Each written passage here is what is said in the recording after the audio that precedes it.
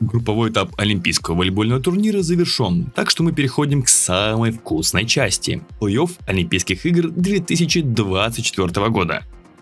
Все 4 матча прошли в один день, так что прямо сейчас я вам расскажу, как же прошел этот замечательный праздник волейбола. Словения, Польша, Италия, Япония, Франция, Германия и США, Бразилия. Результаты этих матчей в традиционном обзоре. С вас, как обычно, лайк и подписка на канал, а с меня свежие волейбольные новости с Олимпийского корта в Париже. Записи этих и других матчей Олимпиады с моими комментариями, как и предстоящие прямые трансляции полуфиналов, находятся в моей группе ВК, так что жду вас там. Как и жду вас в моем телеграм-канале, где прямо сейчас проходит розыгрыш нового волейбольного мяча. Все условия в закрепленном сообщении. Плей-офф предлагаю уже перейти на более аналитический формат повествования. Сперва я знакомлю вас с результатами, которые вы, скорее всего, уже и без меня знаете. Поделюсь первыми впечатлениями, а после постараюсь разобраться в деталях. Словения и Польша – матч, который давал много почвы для размышлений еще до начала этой встречи. Поляки последний раз добирались до полуфинала Олимпийских игр в далеком 1980 году. Для Словении это, я напомню, дебютная Олимпиада, так что тут любое достижение будет историческим. И в этот раз история Словении закончилась на стадии четвертьфинала, потому что Польша оказалась сильнее – 25-20, 24-26, 25-19 и 25-20. У поляков летела подача, и чем дальше мы по матчу продвигались, тем больше успешных подающих появлялось со стороны сборной Польши. 12 подач на вылет по итогу они записали себе в актив. Самым ярким тут получился третий сет, где польские подающие оформили 6 эйсов, что и позволило им добиться легкой победы. Под таким давлением здесь была крайне важна фигура Штерна, который весь этот сезон тянул свою сборную вперед. Но сегодня, не без участия польского блока, Диагональный не смог продемонстрировать своей самой яркой игры. Тут, безусловно, можно предъявить претензии к Ропорту, который, несмотря на трудности у Тончика, продолжал его перегружать передачами. Скорее всего, он пытался включить его в игру, но тут получился обратный эффект, и Штерн лишь терял уверенность после каждой атаки. А вот польский диагональный сегодня был продуктивен. Бартош Курек смог стать оплотом стабильности для своей команды и принял активное участие в победе своего коллектива. Добротный матч от капитана. Снова вернусь к связующим. Ропорт сегодня по какой-то причине решил минимизировать количество подключений центральных блокирующих в атаке, и особенно это странно смотрелось в те моменты, когда Словения активно справлялась в приеме. Да и пайпы выглядели, мягко говоря, крайне неудачными. Даже если по логике это было верным решением, то вот исполнение чаще всего подводило и не позволяло набирать словенцам важнейшие очки. А вот Януш, польский связующий, провел классную встречу. Сделав выводы из матча группового этапа, он крайне разнообразно вел игру, что позволяло преуспевать его команде на разных участках площадки. Как я говорил ранее, Штерн в игру не вошел, так что Крецу решил его заменить на Можича, и Словения вернулась к своему составу, который был у них на чемпионате Европы, где они также уступили Польше в плей-офф. Рок был неплох, но это не позволяло его команде рассчитывать на победу. Поэтому в конце четвертого сета на площадку вернулся Штерн, но после крутой серии подач, которая позволила Словении сравнять счет, он сам же допустил несколько ошибок в атаке и подвел итог встречи. У Польши практически все провели крутой поединок, но отдельно хотелось бы отметить Форнала. Пусть он был не так ярок в атаке, как другие исполнители, но огромный объем черновой работы в его исполнении и в приеме, и в защите был ключевым фактором победы. В цифрах, возможно, это и нереально адекватно оценить, но визуально это смотрелось потрясающе. Самым сильным игроком этого матча стал Вильфред де Леон. Польский доигровщик набрал 20 очков. Статистика остальных игроков уже находится на ваших экранах.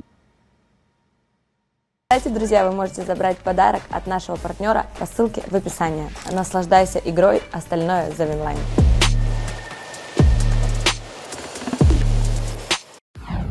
Дальше на площадку у нас вышли Италия и Япония. И это был по-настоящему великий матч. Это была огромная драма для Японии и героическое спасение для Италии. Японцы, несмотря на не самую убедительную игру по ходу группового этапа, продемонстрировали в этом четвертьфинале все свои лучшие качества. И снова это кружевная игра в нападении, безумие в защите и агрессивная подача. Похоже, итальянцы не были готовы к столь серьезному сопротивлению, и в фееричном стиле Япония одолела соперника в первом сете, добилась непростой победы во втором игровом отрезке, и они уже готовились праздновать выход в полуфинал, потому что они имели 3 матчбола на счете 24-21. Но кто бы мог подумать, что Джанелли, капитан сборной Италии, станет тем человеком, чья подача перевернет исход этого матча. 20-25, 23-25, 27-25, 26-24 и 17-15. Безудержная радость на лицах итальянцев и искренние слезы на глазах у японцев. Постараемся пройтись по деталям. Давайте начнем с проигравшей стороны. Как я говорил ранее, Япония показала классный волейбол, лучший в их исполнении в рамках этих Олимпийских игр. Все работало в нужном ритме, и каждый винтик в этой системе был незаменим. Можно было бы отметить каждого исполнителя, но все эти хвалебные слова были бы крайне очевидными и неинформативными. Япония была в полушаге от того, чтобы выбить из турнира главного фаворита, так что просто хочется похвалить их за яркую и самоотверженную игру. Болельщики могут ими гордиться. Отдельно все же отмечу Ямамото. Японский либеро был сегодня просто невероятен. В этом матче спасались такие мячи, в которые поверить было нереально. Безумный перформанс. Поскольку лично для меня итальянцы были безоговорочными фаворитами в этом противостоянии, тут найдется о чем поговорить более предметно. Как мне показалось до момента, как Симоне Джанелли решил включить режим лучшего подающего мира, он играл в крайне примитивный волейбол, не только выбирая самые очевидные решения для передачи, но и при этом сильно замедляя игру. После спасительного третьего сета связующий стал более вариативным и снова стал похож на прежнего себя и помог своей команде победить. Не лучший матч с точки зрения психологии провел Микелетто. Алессандро местами просто чуть ли не сбегал с места приема, и Лавия не переставал удивляться этим сюрпризам от партнера. Все же Олимпиада может надломить даже опытных игроков, прошедших через множество финалов. Сам Даниэле провел яркий матч, и не отметить его вклад в игру я не могу себе позволить. Он был полезен во всех элементах и крайне стабилен эмоционально. Романов прекрасно справлялся со своими задачами в атаке, а вот подачу он искал очень долго. Но, к счастью для команды, ему удалось ее отыскать в пятом сете, что было очень вовремя для Италии. Самым результативным игроком этой легендарной баталии стал Юки Ишикава. Японский капитан набрал 32 очка. Статистика остальных игроков уже находится на ваших экранах. Если вы подумали, что на этом время чудесных камбэков закончилось, то не торопитесь делать выводы. Франция и Германия решили нам добавить еще несколько интересных сюжетных поворотов. В первом сете немцы катком прошлись по действующему олимпийскому чемпиону, а во втором смогли забрать себе победу, уступая 24-21, так что хозяева оказались в шаге от вылета. Но, похоже, французы для себя решили, что для того, чтобы оказаться в одном полуфинале со сборной Италии, обязательно необходимо пройти ее путь, и они это сделали.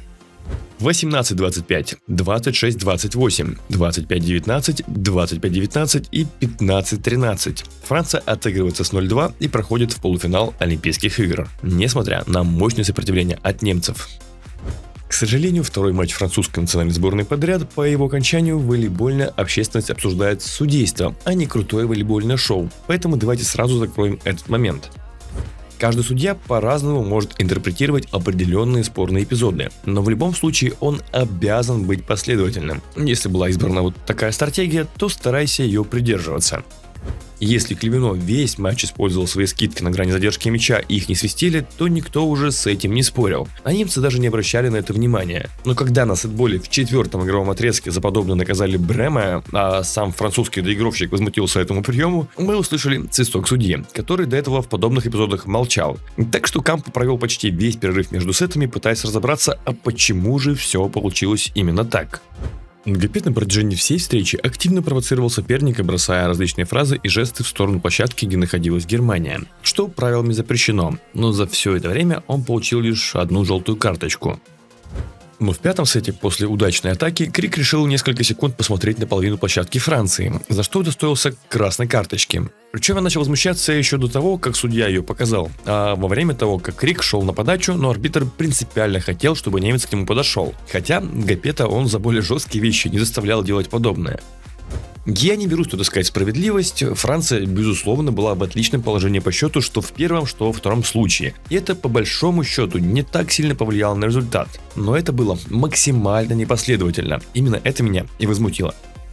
Но все же давайте обсудим и игру, а тут есть что обсудить. Во-первых, отмечу, что Джани наконец-то доверил место стартового доигровщика Клевино. Тревор оправдал его на 100%, выполняя колоссальный объем работы на всех участках площадки. Без него бы эта победа была невозможной.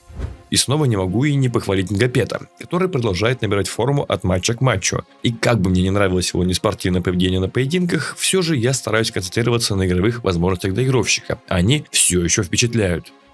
Позитивно я воспринял и появление на площадке Теофора. Мне симпатизировала игра этого диагонального еще по ходу клубного сезона в Италии, да и по ходу регенерации он был хорош. Так что я рад, что он получил свой шанс выйти на замену. И пусть по итогу он оказался на одном уровне эффективности с замененным по 3, в моменте он дал отличный заряд уверенности своей команде.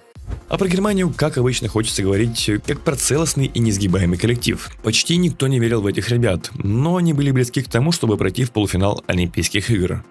Если выделять главные проблемы этой команды во второй половине матча, то они были банальны. Они не смогли поддерживать ту же стабильность на подаче, что позволяло французам чувствовать себя куда уверенней. Но в любом случае, спасибо им за этот яркий турнир. Самым результативным игроком этого матча стал Йорг Грозер. Немецкий региональный набрал 22 очка. Статистика остальных игроков находится на экранах ваших устройств. Закрывают четвертьфинальную стадию у нас США и Бразилия. Пусть данная встреча была не столь богата на какие-то невероятные розыгрыши и яркие эпизоды, если сравнивать с предыдущими матчами, но тут тоже было место для чего-то интригующего. В первом сете 4 очка вели южноамериканцы, но сет проиграли. Во втором игровом отрезке уже американцы вели плюс 6, но также уступили этот сет. Но все же итоговую победу в этом матче заслуженно одержали США. 26-24, 28-30, 25-19 и 25-19. После раннего вылета в 2021 году американцы вернулись в борьбу за медали.